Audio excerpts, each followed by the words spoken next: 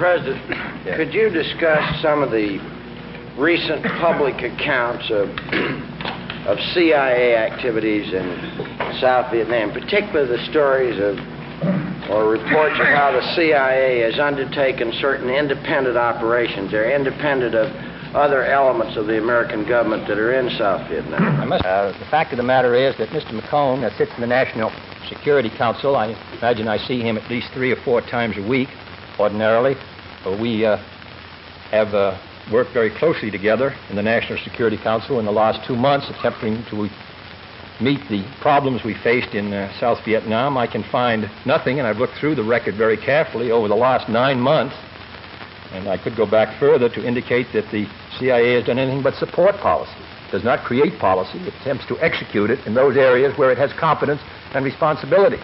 I know that the transfer of Mr. John Richardson, who's a very dedicated public servant, has led to surmises, but I can just assure you flatly that the CIA has not carried out independent activities, but has operated under close control of the Director of Central Intelligence, operating with the cooperation of the National Security Council and under my instructions.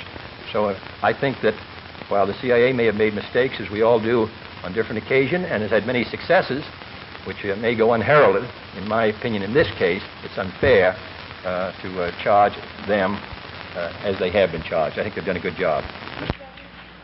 Former head of the CIA, Alan Dulles, says in an interview in the Journal American today that reports of disputes between the CIA and the State Department and various branches of the government in South Vietnam have arisen because, quote, of a lack of a clear-cut operational policy in Washington. And he goes on to say that he thinks what's needed is less backbiting between U.S. agency officials. In view of the defense you just gave of the CIA, would you care to agree with Dulles' charge or contest it? I'd agree with the last part of it, that the agencies, as we all know, we're faced with a very difficult problem in South Vietnam, which you're all familiar with, both from the military and the political side. Men have different views about what actions we should take, and they talk to members of the press, to all of you, in Saigon, here in Washington.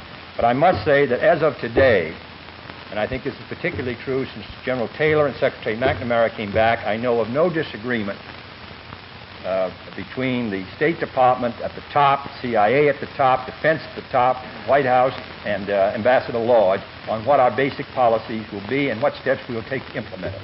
Now, if down below there's disagreement, I think in part it will be because they're not wholly informed of what actions we're taking. Some of them are necessarily confidential, but I think our policy, though we can't say what effect it's going to have, I think we are in agreement. Sample complete. Ready to continue?